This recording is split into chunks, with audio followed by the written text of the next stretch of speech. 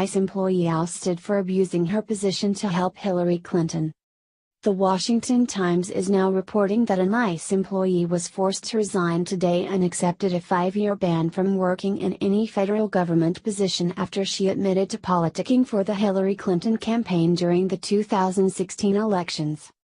Although the spokesperson didn't name the employee, it was confirmed that she had posted more than 100 messages to social media while at work urging people to vote for Clinton, and even went as far as to promote a Clinton campaign rally and urge her co-worker to support the Democratic nominee. Here is more on this via government executive.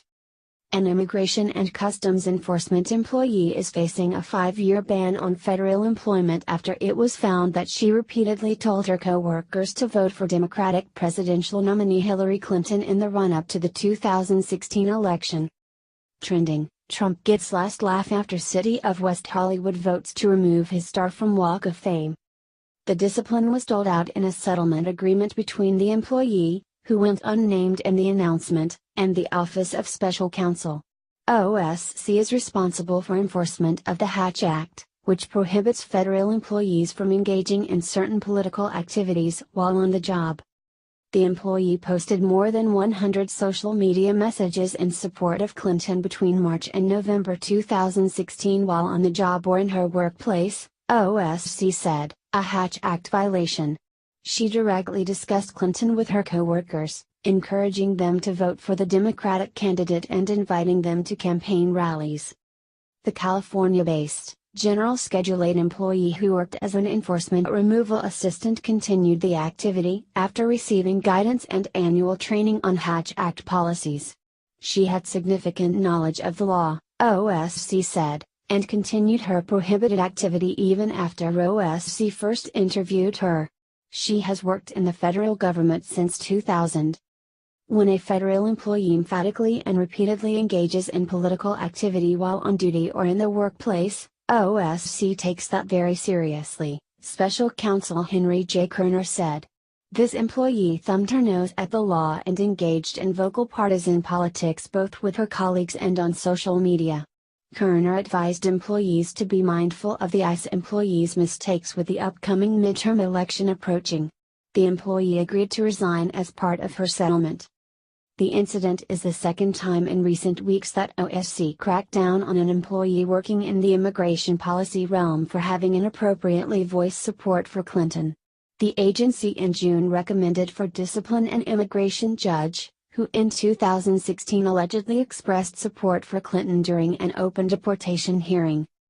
Carmine Jaja de Paulo said the threat of a 10-year ban on re-entry for an undocumented person was a pretty harsh thing that Clinton was planning to change. The policy would be altered provided that the Senate becomes a Democratic body and there's some hope that they can actually pass immigration legislation, de Paulo added. She then said the Republicans, by contrast, aren't going to do anything about immigration if they can help it, other than to try to deport everybody, according to OSC's account.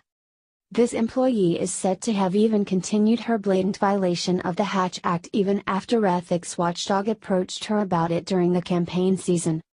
Here is more on the Hatch Act via Thoughtco.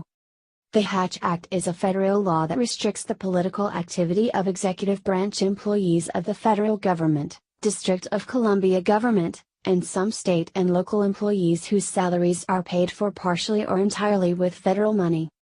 The Hatch Act was passed in 1939 to ensure that federal programs are administered in a nonpartisan fashion, to protect federal employees from political coercion in the workplace, and to ensure that federal employees are advanced based on merit and not based on political affiliation, according to the U.S. Office of Special Counsel.